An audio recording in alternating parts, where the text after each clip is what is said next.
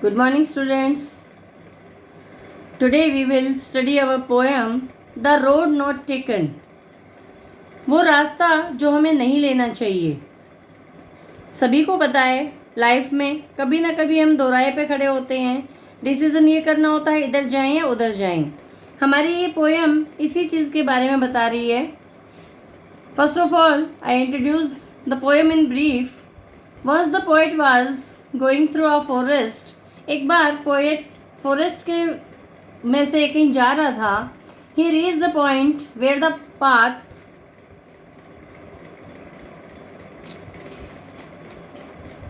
Cut in 2 dimensions. और वो एक जगह ऐसी पहुंचा जहां रास्ता 2 जगह जा रहा था, यानी 2 रास्ते हो रहे थे वहां से. Both the paths looked equally attractive. दोनों ही रास्ते एक जैसे थे. The poet decided to take the one that was less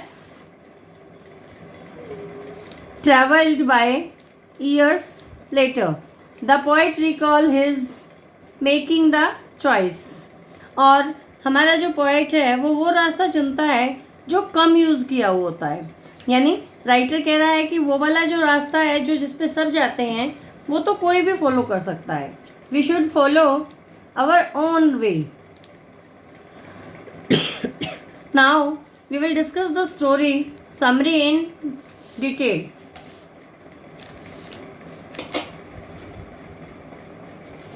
It was the autumn season. Autumn season था. The poet was going through a forest. Poet जंगल से जा रहा था. He reached a point from where the road diverted in 2 directions. और एक जगह पहुंचता है जहाँ से रोड 2 जगह अलग अलग हो जाता है.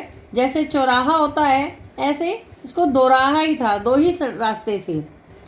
Being the only traveler, he could not travel by both the roads at the same time. और अकेला ट्रैवलर होने के कारण वो दोनों रास्ते अब खुद ही नहीं जा सकता था दोनों रास्तों पे से. He had to choose one of the 2. उसको सिर्फ एक ही रास्ता चूज़ करना था. The poet stood there and thought for a long time. Poet वहाँ खड़ा रहा और लंबे टाइम तक सोचता रहा. He looked down on the road, one of the road as far as he could. और उसने एक रोड को वहाँ तक देखा जहाँ तक उसकी नज़र जाती थी. He could see it up to the point where the road been behind the bushes. और उसने वहाँ तक देखा कि जहाँ तक वो मैक्सिमम देख सकता था. The poet decided to take the other road. और पोएट ने डिसाइड करा कि मैं दूसरा रास्ता चूज़ करूँगा. It was as beautiful as the first one. ये भी इतना ही सुंदर था जितना पहला. Grass grew on the road, on this road. Grass उगी हुई थी, घास उगी हुई थी. It showed that the road has not been used much. ये दिखा रहा था कि इस रोड को लोगों ने ज़्यादा इस्तेमाल नहीं किया. The poet thought that this road had better claim to be traveled by. और पोएट सोचता है कि ये वाला रास्ता मैंने ज़्यादा अच्छा चूज़ किया है. However, in fact, both the roads have been used almost equally. हालांकि दोनों ही रोड इतने ही यूज़ हुए थे. बेटा इसको हम अगर प्रैक्टिकली अपनी लाइफ से कोरिलेट करें तो लाइफ में 2 टाइम, किसी भी टाइम ऐसा होता है कि आपको 2 में से एक चॉइस करनी होती है. मैं 12th के बाद क्या करूं, इंजीनियर बनूं, डॉक्टर बनूं. सो इन दिस सेंस इसको 2 रास्ते चूज़ करने थे. That morning both the roads were covered with leaves. उस सुबह दोनों ही रास्ते पत्तियों से ढके हुए थे. No traveller had gone by them so far. अभी तक उस रास्ते पे से कोई नहीं गया आया था.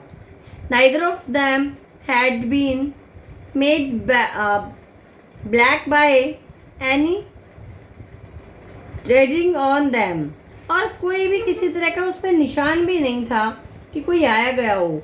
The poet decided to go by the second road and kept the first one for another day.